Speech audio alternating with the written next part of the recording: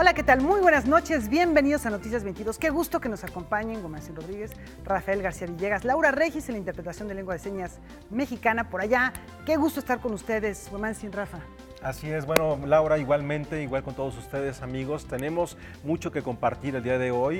Estamos en Jueves Santo, pero muchos espacios artísticos, culturales, permanecen con sus puertas abiertas para todos aquellos que no quieren que el diablo se vaya de vacaciones.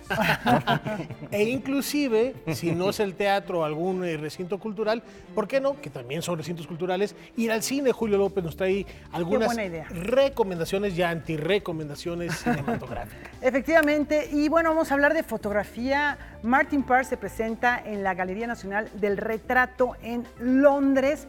Tenemos un enlace con Deutsche Welle para que nos platiquen de todos los detalles de esta exposición que tiene que ver con contenidos sociales relacionados con Brexit. En vivo y en directo a la hora cultural de la televisión mexicana. Comenzamos.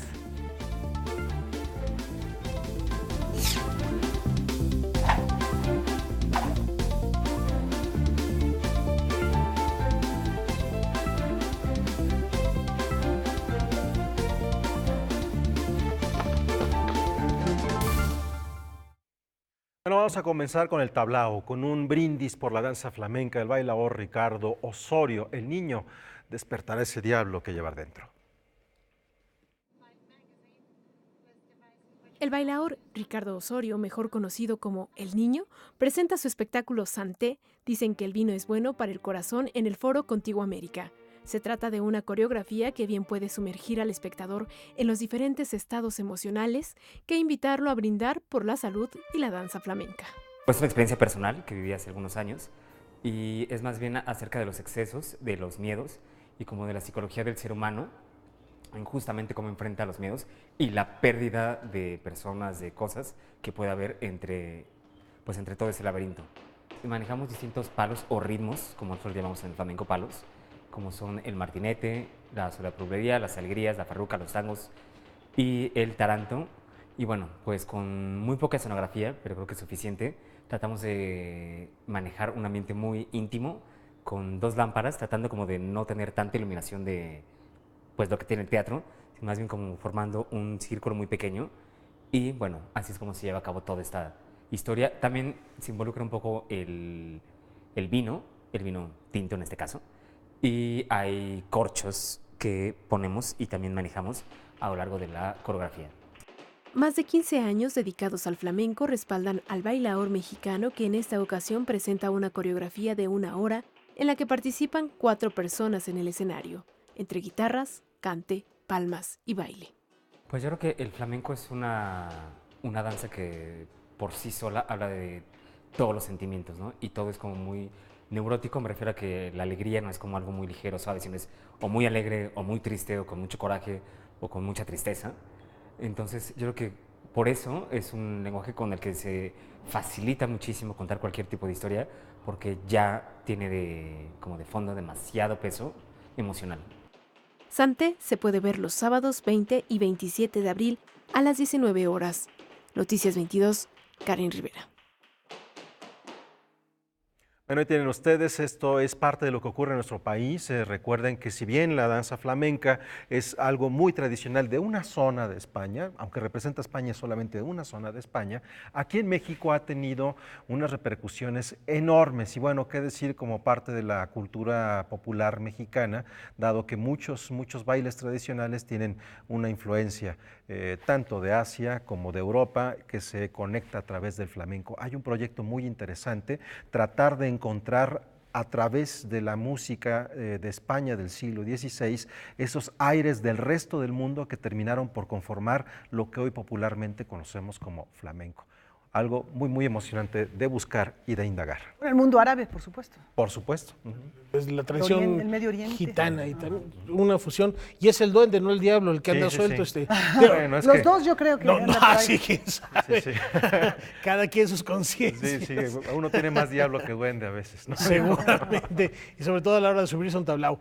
Pero en donde también hay duendes o aseguran que existen, hay algunas irregularidades. Y eso también es interesante reflexionarlo porque ¿qué pasa cuando vemos videos o reproducimos o descargamos videos en redes como YouTube, en redes como Netflix? Hay muchas personas involucradas que no percibimos de manera directa a la hora de estar revisando este material, Laura. Bueno, justamente la Asociación Nacional de Intérpretes, que es la responsable de pagar las regalías a los intérpretes en diversos ámbitos que lo vamos a ver a continuación, pues es importante porque se trata de respetar los derechos de autor y a veces una serie de televisión o una película se pasa en varias ocasiones y quienes forman parte de ese trabajo deben recibir sus respectivos pagos por las regalías. Bueno, pues hay un grupo que dice que hay irregulares al interior de esta asociación. Vamos a ver cuál es su comentario. Con el hashtag Movimiento Andy, un grupo de actores y cantantes ha alzado la voz para exponer supuestas irregularidades por parte del Consejo Directivo de la Asociación Nacional de Intérpretes, entidad encargada del pago de regalías de los derechos intelectuales que otorga el ordenamiento jurídico mexicano. No queremos que se legitime de nuevo en estas elecciones del 2019 otro consejo directivo que lleva una historia de 2 periodos atrás, con profundas violaciones a nuestros derechos, con violaciones graves a la Ley Federal de Derechos de Autor y a la Sociedad General de Sociedades Mercantiles, que son las 2 leyes que rigen a la ANDI.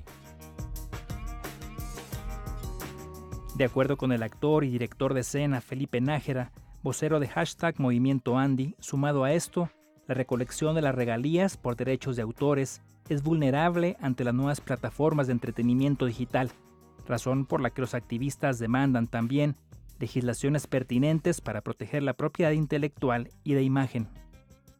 La industria del entretenimiento, de la cual formamos parte los actores y actrices de México, es la más importante en Latinoamérica y en Iberoamérica, la mexicana.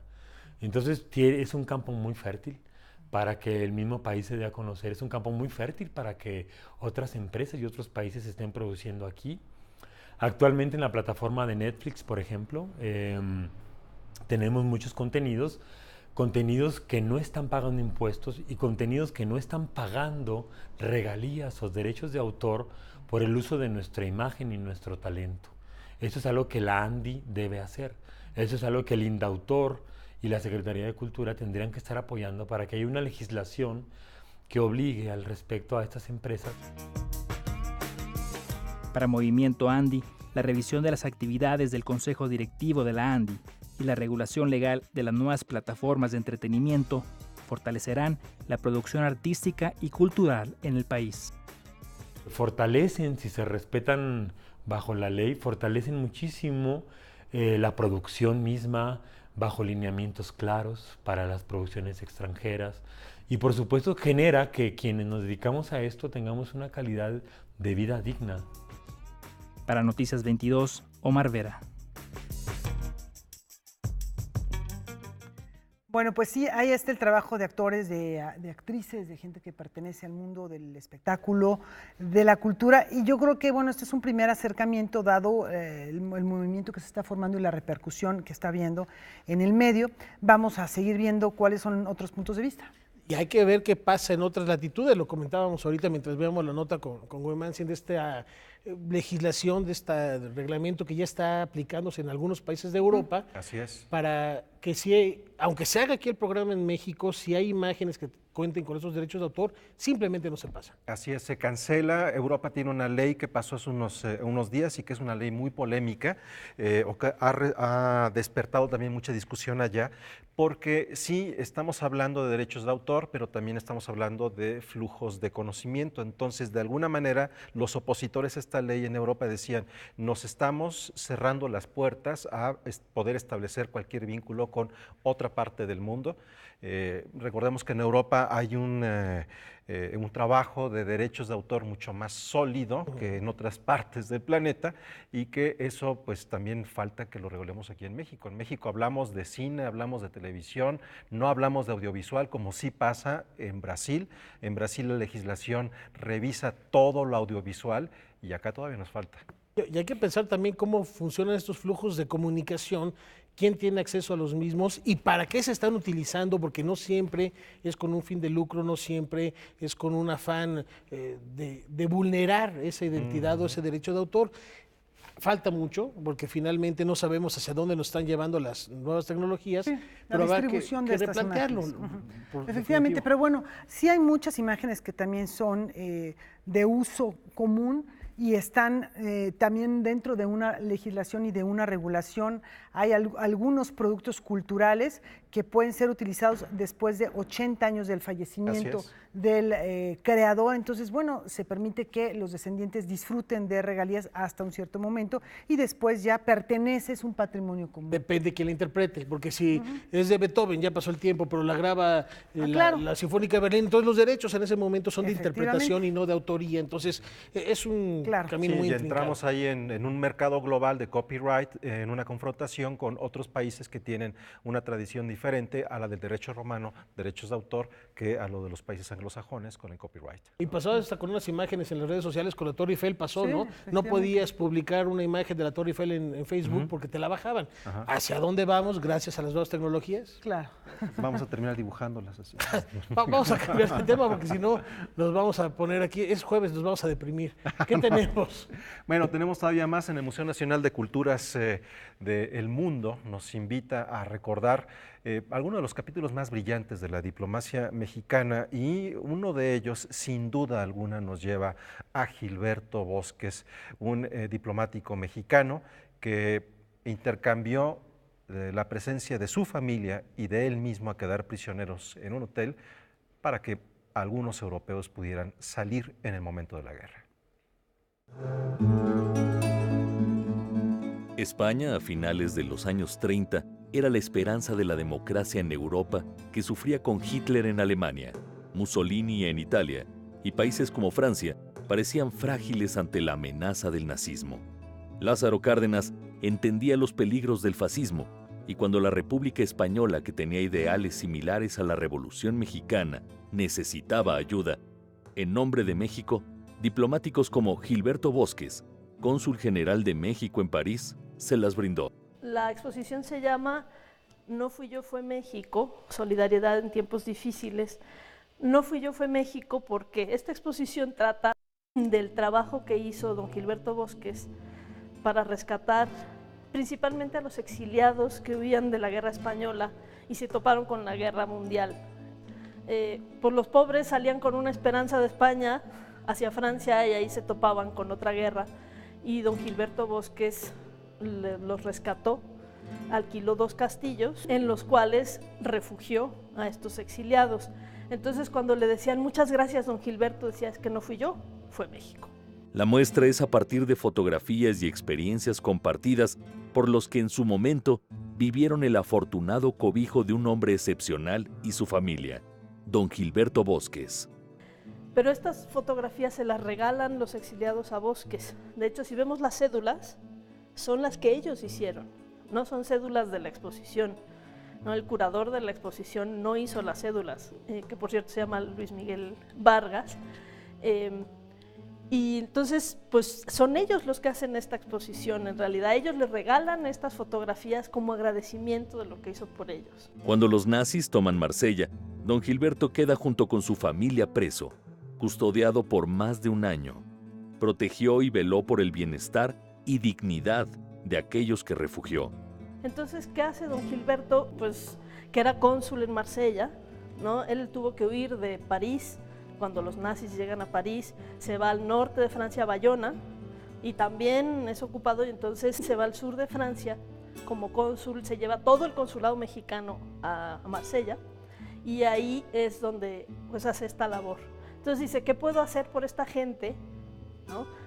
Para ayudarlos, porque están de verdad en unas condiciones espantosas. Muchos se quedan mucho tiempo. ¿Cómo se sabe? Bueno, no hay más que ver. Las fotografías por aquí hay, la gente está sembrando y la gente cosecha lo que sembró. O sea, no son 3 días de estar ahí, ¿no? Porque pues toda la tramitología era complicada. Entonces, también gente entra y se va yendo.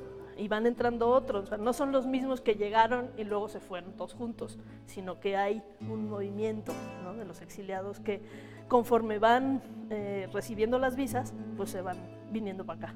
Que no haya sufrido daño físico no significa que no haya sido profundamente valiente. Bueno, la exposición pues sale por primera vez hace 5 años, con la conmemoración de los 75 años del exilio. El Centro de Migraciones y Exilios de la UNED, de la Universidad Nacional de Educación a Distancia de Madrid, y el Ateneo Español. Ellos son los que lo hacen, con María Luisa Capella, que es la coordinadora del Centro de Migraciones y Exilios, es quien pues nos la proporciona, ¿no? Se lo agradecemos muchísimo al Fideicomiso del Centro Histórico. Y ahora, con los 80 años, con la conmemoración de los 80 años del exilio, pues se vuelve a exponer, ¿no? Y está totalmente vigente, y además, no solamente por los 80 años del exilio, sino por todo este movimiento de migraciones que se está dando en todo el mundo, y pues específicamente aquí en México, ¿no?, con todas estas caravanas que están llegando. La exposición permanecerá hasta el 16 de junio en el Museo de las Culturas, en la calle de Moneda número 13 en el Centro Histórico. Óscar Helguera, Noticias 22. Bueno, pues realmente hay capítulos de la diplomacia mexicana extraordinarios y sin duda este es una joya. Así es una joya. Algunas de las personas que pudieron dejar Europa para entrar a nuestro país a través de todo eso que hizo Gilberto Bosques fue Katy Horna y Walter Reuter, entre algunas personalidades. Hay nada más para dejar un legado importantísimo en la cultura, no solo de México, sino del mundo. Vamos a una brevísima pausa, ya está aquí Julio López para después.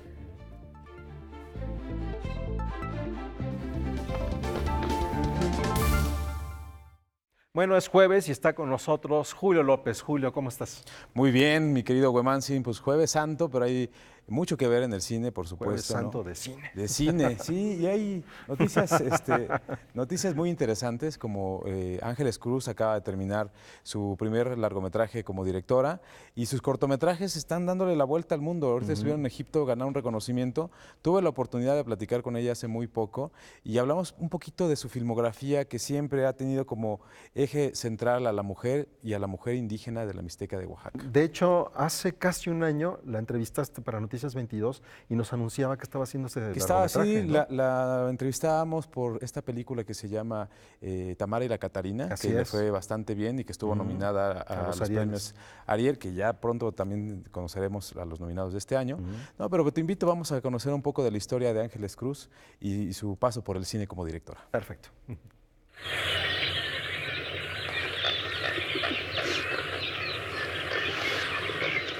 Me siento muy, muy conectada a la tierra, siempre lo he sido. Mi papá tuvo a bien enseñarme a sembrar y enseñarme de dónde vengo. Recuerdo muy claramente una foto que me regaló alguna vez donde estaba ya agotada después de piscar el maíz y me había quedado tirada en medio del zacate, y una fotito que me regaló con una cosa de para que no te olvides, ¿no? Y esa la tengo todo el tiempo, ¿no? Pienso que la primera infancia es la que nos marca quiénes somos, ¿no? Soy Ángeles Cruz, soy actriz, escribo mis propias historias y dirijo.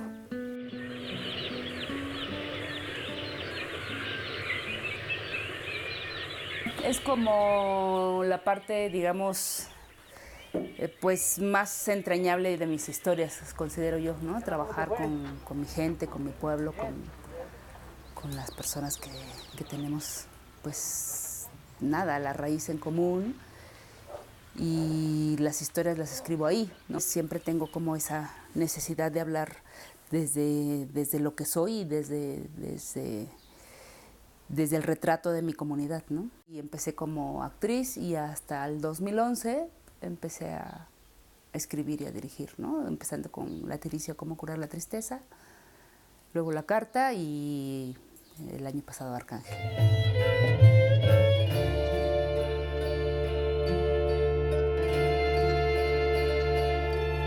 Con La tiricia me pasó algo muy, muy claro, tenía una necesidad de contar algo, ¿no? Y entonces esa necesidad me llevó a dirigir. La tiricia habla sobre el abuso infantil y después de 40, 50 años alguien me dijo, es que abusaron de mí de niña y yo no pude decir nada. Me quedé muda, ¿no? O sea, no pude, nada más dije, ¿estás bien? Sí. Y ya no dije nada, ¿no? O sea, digamos que la tiricia se convierte en eso, en la respuesta a eso, ¿no? A eso que no supe cómo sacar de otra manera. ¡Ya, César!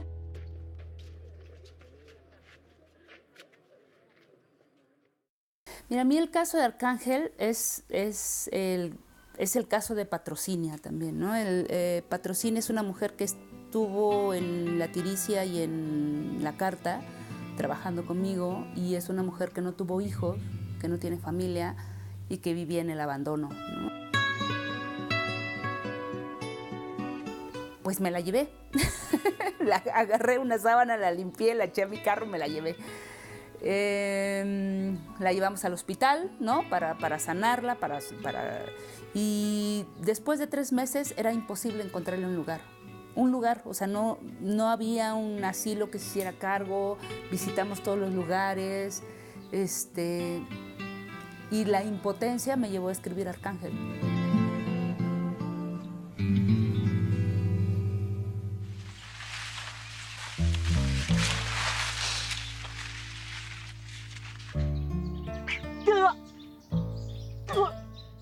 De hecho, yo escribí la carta porque en una cena en el pueblo con familia y eso, decían, bueno, aquí sabemos que los hombres de repente bailan con hombres en la fiesta, pero mujeres pues no hay, ¿no?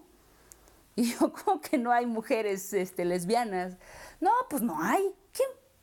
Y a mí me causó mucha risa primero y después se me quedó así en la cabeza de, claro, ¿cómo se da, es tan fuerte el machismo que ni siquiera lo consideran posible?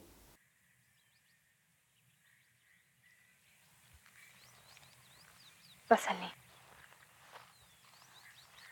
Fue un primer acercamiento al tema de las mujeres lesbianas en las comunidades indígenas, que siguen siendo un tabú, aún en la parte, por ejemplo, donde está más abierto, en el istmo, la parte de los mushes, y que es como más socialmente aceptado, de las lesbianas no se habla tampoco, ¿no?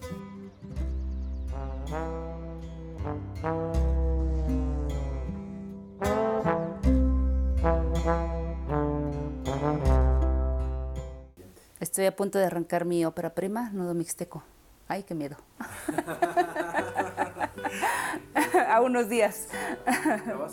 Vuelvo a retomar el abuso sexual, vuelvo a retomar el amor lésbico y lo que pasa con las mujeres cuando los hombres se van a trabajar a Estados Unidos. Nudo Mixteco para mí es eso, ¿no? Es echarme un clavado a la autocrítica y a decir dónde estamos paradas y qué es lo que estamos haciendo con nuestra vida personal. Bueno, ahí tienen ustedes esta entrevista tan bonita que le ha hecho Julio López y también una edición fabulosa de nuestro buen amigo el Chava. Esto me llama la atención, Julio, y quiero compartirlo con todos ustedes porque cuando estamos hablando de esta cineasta, es de una cineasta que sí habla de la comunidad, habla de la tradición, de los usos y costumbres, pero también lo hace con una mirada crítica. No son imágenes bucólicas, ¿no? No es un cine que celebre la tradición o la belleza del paisaje, sino que habla con todo el cariño, toda la honestidad y directamente de una mirada a su comunidad, ¿no? Además trabaja con la gente de su propia comunidad, ¿no? Ya lo veíamos, Patrocinia, que es el protagonista de la película Arcángel, justamente pues ahí retrata su historia, un poco lo que le sucedió.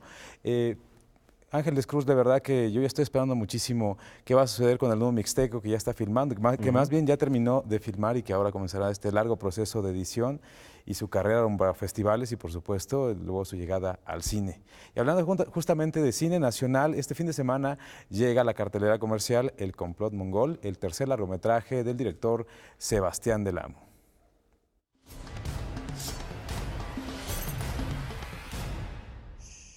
Sebastián Del Amo se ha caracterizado por llevar a buen puerto películas que en primera instancia suenan disparatadas, con elencos muy diversos provenientes del teatro, el cine y la televisión.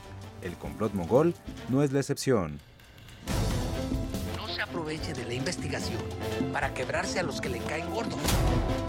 Esta investigación está tomando causas que no me satisfacen. Ay, ¿qué le picó a este pinche licenciadito? En definitiva, lo que creo es que bueno, el éxito en este poder de convocatoria sin duda se debe a que la invitación que se les hizo pues, fue a hacer papeles como radicalmente diferentes de lo que normalmente hacen. Entonces eso sin duda que pues, provocó en todos ellos un reto actoral, significó un reto actoral muy interesante y pues por eso se volcaron de una manera tan personal y tan generosa, cosa que pues evidentemente estoy muy agradecido. Los tiempos han cambiado. La historia basada en la novela de Rafael Bernal gira en torno de Filiberto García, un exrevolucionario reclutado por la policía con la finalidad de investigar un supuesto plan que busca terminar con la vida del presidente John F. Kennedy durante su visita a México. Creo que en China comunista están planeando un atentado contra la vida del presidente de los Estados Unidos. Don Rafael Bernal retrata perfectamente a un mexicano en Filiberto. Claro, él lo coloca a finales de la Revolución, él era un niño en los finales de la Revolución, que seguramente era un México bronco, muy violento, y de ahí él se hace lo que ahora sería nuestros sicarios, ¿no? Que existen y que están por ahí. Este es un matón. A sueldo, evidentemente, le encargan las cosas terribles y, por desgracia, pues sigue habiendo ese tipo de actividad detrás de bambalinas en lo político, ¿no? 3 asesinos a sueldo han entrado a México. Ya antes las decisiones de Sebastián del Amo han sido cuestionadas como director, sin embargo el resultado en pantalla le da la razón. Como sucedió con Cantinflas, interpretado por el español Óscar Jaenada, sucede algo similar con Bárbara Mori, quien interpreta a una indefensa china. Comunista. Luego yo me fui pensando, ¿me quiere ver de China, de verdad? Qué loco, ¿no? Que me vea de China. Hoy se lo agradezco infinitamente porque gracias a su visión, a lo que, como tú dices bien, él ve que otros no ven, tuve la oportunidad de trabajar con Damián, con este elenco maravilloso en esta película que es un clásico de la literatura mexicana, que creo que tiene todos los elementos para que le vaya increíble y que la gente la goce muchísimo en el cine. Vamos a trabajar juntos frente a apartamento, frente al suyo. Y yo creo que así debe de ser el proceso creativo. No debes de ponerte límites y muchas veces te vas a equivocar, pero yo creo que vale la pena equivocarse tratando de buscar una película como El complot mongol, a quedarte en tu zona de confort para no arriesgarte y eso me gusta de Sebastián, que se arriesga. En México no importan las leyes, importan los cuates que tienes. Cuando necesiten otro muertito, ahí me hablan. Bueno, ahí está esta película que ha tenido mucha promoción, Julio. La cinta también estuvo en el Festival de Cine de Guadalajara, en una de las galas. Llamó la atención de todos los medios de comunicación, en gran medida porque, bueno, no le fue tan bien, como se esperaba. No le fue tan bien. Que algunos de sus actores ganaran algún reconocimiento. No, pero es que estaba como parte de las galas, no estaba necesariamente ahí como Creo que sí estaba en la competencia oficial. Competencia. Y bueno, más allá de eso, es lo que me llamó la atención es que convoca mucho a los medios de comunicación, es muy atractivo, pues sí, si ves que está Chabelo, que está Derbez, que está Bárbara Mori, hay una Alcázar, cantidad grande de buenos actores en papeles muy pequeñitos, como Salvador Sánchez, ¿no? Salvador Sánchez. Está entre ahí varios, veíamos ¿no? a Hugo Stiglitz también. Hugo Stiglitz, que está una presencia de segundos, ¿no? Pero que lo promocionan mucho. Pero más allá de eso, ¿por qué está esta película en este momento? Pues se cumplen 50 años de la publicación de la novela, está la versión cinematográfica de este gran ilustrador Peláez Goicoechea, y bueno, tiene que ver mucho con ese impulso, ¿no?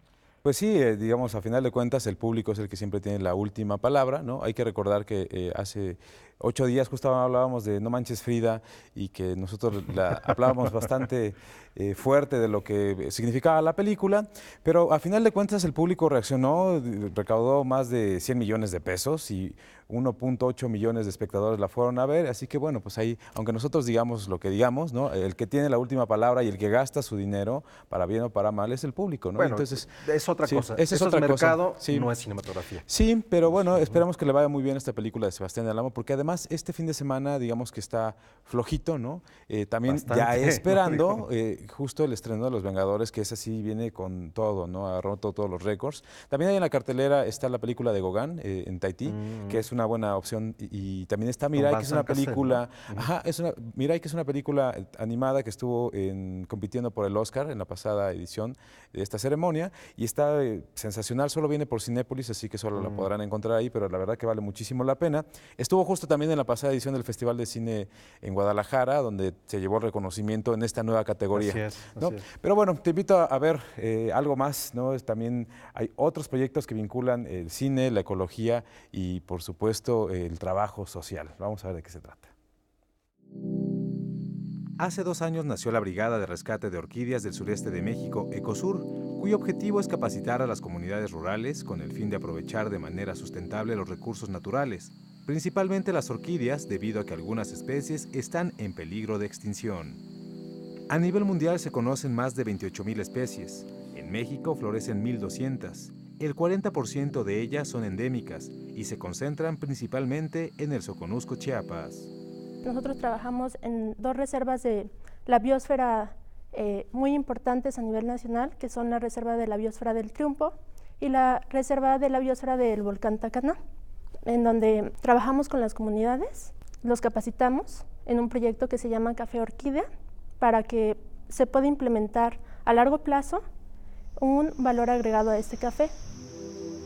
Las semillas de orquídea se colocan en puntos estratégicos de la planta de café. Estas atrapan bacterias y hongos que las ayudan a germinar y al mismo tiempo protegen a las plantas de cualquier plaga. También en otro municipio de Mapastepec se capacita a las personas para que puedan realizar artesanías a partir de las flores de orquídea.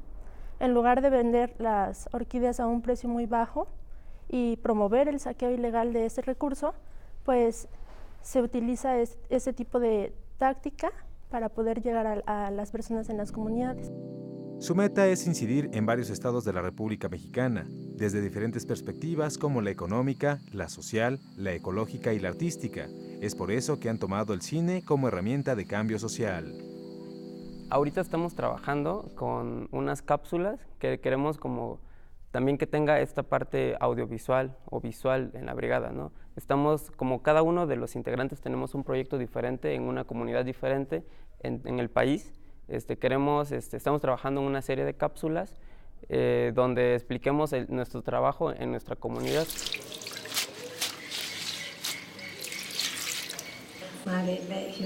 Paralelo a este proyecto, Sinue Azcona presentó el año pasado en diferentes festivales internacionales el cortometraje documental Los que están por nacer, que plantea cómo se ha perdido el arraigo a la naturaleza. Una mujer adulta de la sierra oaxaqueña cavila sobre la idea qué mundo le va a dejar a su nieto que está por nacer.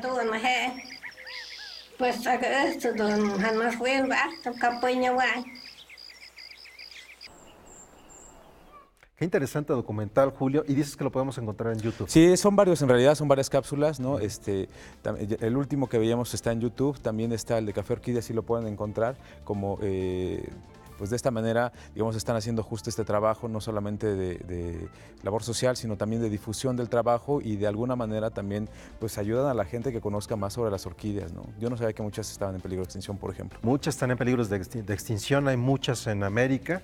De hecho, hay aquí en la Ciudad de México, en la zona del Pedregal, hay una orquídea endémica en peligro de extinción. Sí, este muy grupo valiosa, también trabaja, ¿no? por ejemplo, en el Universum, que era un orquidiario, y ellos están apoyando con todo lo que hay allí. Entonces, digamos que este trabajo se ha ido a Oaxaca, a Chiapas, a Veracruz y bueno, también a la Ciudad de México, y amplían un poco sus horizontes. Bueno, pues ojalá que no se den tampoco las mejores direcciones para encontrar estas orquídeas, porque hay un mercado negro de orquídeas impresionante en este continente. En fin, Julio, pues muchas gracias por estas invitaciones para el cine. Siempre un placer estar aquí. Y tenemos muestra, ¿no? Tenemos la muestra para eso rato. sigue. Sí, Okay. sí. Bueno, ya viene ambulante también. Bueno, ya nos platicarás de eso la semana entrante. Vamos a hacer una pausa y regresamos con más en Noticias 22.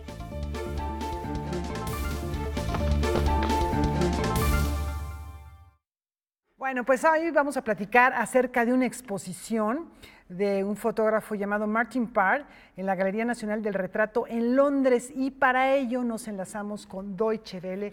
María Luz Moraleda está lista para platicarnos acerca de este artista. Adelante, María Luz, platícanos acerca de esta muestra de un artista que pertenece a la agencia Magnum desde hace mucho tiempo. ¿De qué se trata? Buenas tardes, ¿qué tal amigos televidentes de Canal 22? Un gusto saludarles. La nueva exposición de Martin Parr se titula Only Human, simplemente humanos, una retrospectiva a una vida dedicada a retratar la identidad británica desde un punto de vista satírico. Tanto personas anónimas como famosas muestran su día a día frente al objetivo de un fotógrafo que lleva retratando su sociedad desde los años 70. Algunas imágenes son muy conocidas, otras se exponen allí por primera vez. El propio Martin Parr reconoció que hay que tomar muchas fotografías y sobre todo tener empatía con la persona para poder hacer un buen retrato, y es que este fotógrafo de verdad pone a sus compatriotas ante un espejo para reírse de clichés como la cultura del té, el fervor por su monarquía o el inglés refinado. Efectivamente, María Luz, y la exposición dedica un espacio importante al polémico Brexit, salida de Gran Bretaña de la Unión Europea, con mucho humor y con una documentación social importante. ¿Cómo es esto? En tiempos convulsos por todo lo relacionado con el Brexit, Parr recorrió el país en busca de la identidad británica, un concepto que ha cobrado mucha importancia para poder entender el lugar de los británicos en Europa. Este fotógrafo visitó lugares en los que vivían muchos partidarios de la salida del Reino Unido de la Unión Europea. Por tanto, esta exposición es también un intento de retratar el patriotismo con ironía y sentido del humor en escenas de lo más cotidianas. El objetivo de Parr es hacernos sonreír primero con sus imágenes para que acabemos reflexionando después. Él mismo dice que no le pregunten qué es la identidad británica con palabras, porque él solo puede expresarlo con sus retratos. Hay que decir que Parr es un declarado seguidor de mantenerse dentro de la Unión Europea y así lo refleja en su trabajo. La exposición suele gustar y muchos opinan que después de más de 3 años escuchando a políticos y comentaristas hablar del Brexit y de esta crisis nacional, vale la pena observarse como sociedad con afecto, humor y con menos gravedad. Only Human podrá verse en Londres hasta el próximo 27 de mayo. Desde el canal internacional DW Deutsche Welle se despide hasta la próxima con más temas culturales europeos. María Luz Moraleda. María Luz, muchas gracias por traernos esta información, esta exposición que ya vimos gran parte de ella, y como efectivamente nos decía Rafa Huemansi, María Luz de verdad que tiene mucho sentido del humor. Se va a las calles, platica con la gente en muchas ocasiones, otras veces son fotografías de animales, de algún objeto, de algún rincón. Ahí veíamos, por ejemplo, a la monarquía, que se acerca desde una mirada muy distinta. Yo creo que sí, con un sentido incluso hasta periodístico, no sé cómo lo veía. Quizás suene a lugar común, pero el propio Parr lo dice, una imagen habla más que 1000 palabras, entonces ahí está la reflexión, y imágenes contundentes, imágenes poderosas que no necesariamente nos generan una inquietud o una nostalgia, sino, como bien refieres, una sonrisa y después una inevitable reflexión. Es un gran fotógrafo, y además es un momento, me parece muy importante para generar este discurso visual en un instante o en un momento de la historia en el que el Reino Unido ha pasado por una serie de discusiones intestinas en qué es ser británico y qué es ser europeo, ¿no? Se tenía que decir y se dijo. Sí. Y vamos a seguir platicando de fotografía. Yolanda Andrade nos abre las páginas de su diario de viaje por la India y nos invita a dejarnos cautivar por el embrujo de aquellas latitudes. ¿Y quién nos va a hablar de esto? Bueno, pues, Karen Rivera. Adelante, Karen.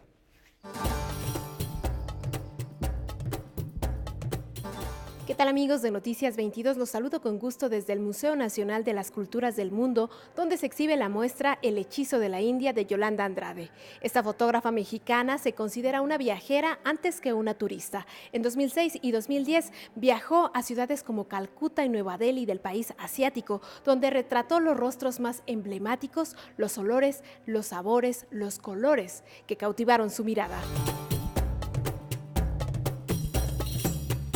Bueno, son básicamente tres temas los que manejo en esta exposición, que es la fotografía y el cine, con lo cual inicio el recorrido de la muestra. Luego viene algo sobre los niños, la vida en las calles en diferentes ciudades de la India, y luego sigo a un ritual de la diosa Kali, y posteriormente ya paso a otras escenas cotidianas, ¿no?, de la calle. Mi propósito es tomar fotografías, descubrir el lugar, caminarlo, no con un propósito antropológico o documental, sino descubrirlo desde mi muy particular punto de vista, ¿no? Maravillarme con lo que voy viendo.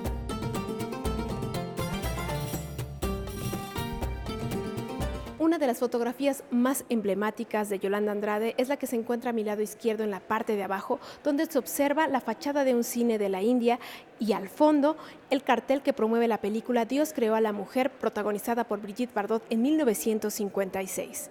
A esta imagen, la fotógrafa la considera un homenaje al cine.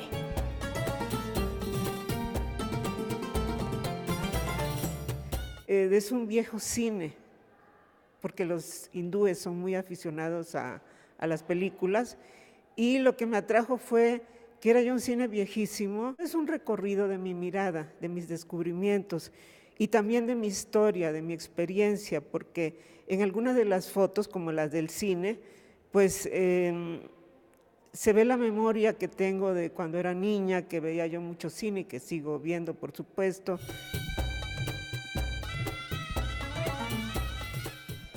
La invitación es que vengan a ver esta serie de fotografías que exhibe el Museo Nacional de las Culturas del Mundo y que podrán visitarse hasta el 2 de junio. Hasta aquí la información, hasta la próxima.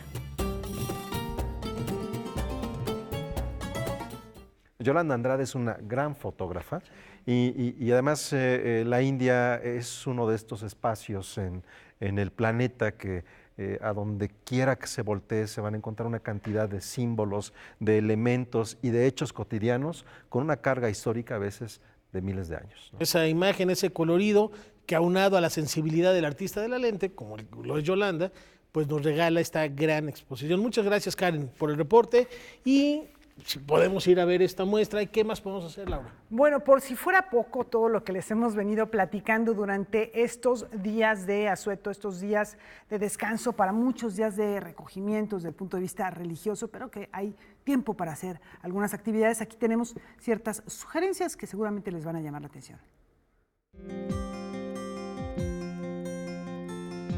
Si ustedes son de los que durante este breve periodo vacacional permanecerán en la Ciudad de México o vienen de visita de otros estados, tenemos algunas recomendaciones para que puedan aprovechar al máximo sus días de asueto.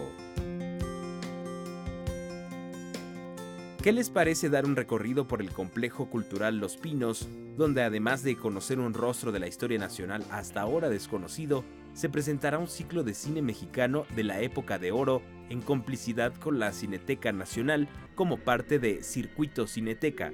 Este ciclo se llevará a cabo hasta el 28 de abril y proyectará de manera gratuita cintas de Emilio Fernández, Roberto Gabaldón, Alejandro Galindo, Juan Bustillo Oro, entre otros. Todas las películas tendrán un día de exhibición y 2 funciones, una al mediodía y otra a las 4 de la tarde. Pero eso no es todo. En el marco de las celebraciones en torno al Día del Niño y la Niña, Los Pinos recibirá a partir de mañana y hasta el 21 de abril las obras de teatro infantil El Circo, La Visita Inesperada y En el Jardín. Además, el sábado 20 los más pequeños podrán participar en el laboratorio de juegos Noctabunda, organizado por el Centro de Cultura Digital. ¿Dónde puedo obtener más información sobre estas actividades? Los invitamos a seguir las redes sociales de la Secretaría de Cultura en Facebook, Secretaría Cultura MX, y en Twitter, @cultura_MX. Ahora, tome nota porque le diremos cuáles son los recintos culturales que permanecerán abiertos durante estos días. Desde luego, los espacios museísticos del Instituto Nacional de Bellas Artes y Literatura encabezan la lista. Estos son algunos cuantos. El Museo del Palacio de Bellas Artes, que expone más de 200 imágenes tomadas por el célebre fotógrafo húngaro Brassai. El Museo Nacional de Arte, con la mística de Dr. Atl y los últimos días de la muestra dedicada a Carlos Mérida. El Museo Tamayo, que presenta por primera vez en México una exposición del artista alemán Karsten Höller. y el Museo de Arte Moderno, que acaba de inaugurar una retrospectiva de Antonio Caballero, el padre de la fotonovela en México. No podemos terminar este recorrido sin invitarlos también a que visiten la exposición Ópera Omnia, que actualmente se exhibe en el Centro Nacional de las Artes y que está integrada por 60 reproducciones digitales en alta resolución de pinturas y frescos de 3 grandes artistas del Renacimiento italiano. Una aclaración importante: el día de mañana, viernes 19 de abril, será el único día que cierre sus puertas al público.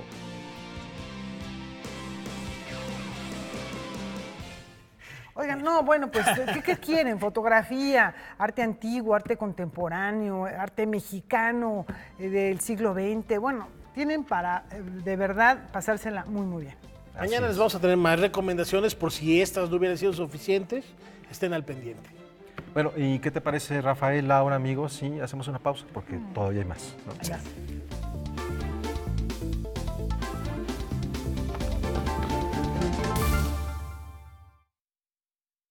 Esta primavera Coahuila se viste de letras.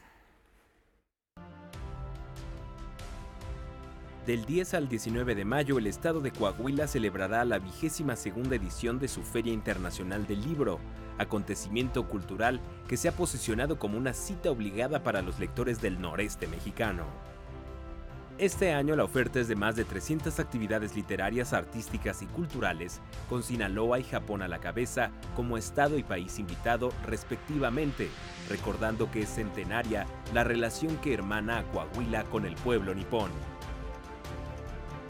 Un grupo importante de japoneses a principios del siglo XX emigraron a una de nuestras regiones que fue la región carbonífera. Entonces, entre estos lazos, tanto de amistad, de historia y de admiración por su cultura, bueno, tenemos a Japón con una importante presencia literaria, artística también y por supuesto cultural. Tenemos a Sinaloa como el estado invitado, un estado que pues compartimos también pues lo norteño de alguna manera, y en el que nosotros hemos visto el gran dinamismo y la presencia que tienen en el ámbito literario, y bueno, queremos que esa presencia la compartan con nosotros durante estos días de la feria. Encabezados por consolidadas plumas como Mercedes Luna, Julián Herbert y Carlos Velázquez, más de la mitad de los 150 autores que participan en el encuentro son orgullosamente coahuilenses. Muchos de estos autores coahuilenses, unos son invitados y otros los hemos invitado también a la feria a través de una convocatoria, que eso es muy importante. De esta manera buscamos que este espacio de la feria sea un espacio de todos, ¿no? Que no nada más se elijan a los escritores que por supuesto tienen trayectoria, sino aquellos que también están iniciando y que tienen buenos proyectos editoriales. Para esta edición, las instituciones invitadas son el Colegio Nacional y la Agencia de la ONU para los Refugiados, ACNUR, ya que el eje temático será migración, historia e identidad. Por eso nosotros quisimos tocar este tema para que se volteara también a ver a Coahuila como un estado donde tenemos estas fronteras importantes, digo, sobre todo lo que es Piedras Negras, y también por lo que mencionaba antes, ¿no? El tema de que se ha constituido Coahuila era una región, así una región desde sus inicios, que se ha constituido por tribus nómadas que constantemente migraban, que durante toda su historia ha recibido gente de otros estados, de otros países, que pues estas familias tlaxcaltecas también llegaron a estar ahí. En fin, todo esto ha ido construyendo esta identidad que tiene ahora el coahuilense. Los invitamos a que visiten Coahuila en nuestra Feria Internacional del Libro de Coahuila, que se llevará a cabo del 10 al 19 de mayo. Los esperamos con los brazos abiertos, tendremos muchas actividades, muchos autores, y la verdad es una de las ferias más importantes del norte del país. Están todos invitados. Para Noticias 22, César H. Meléndez.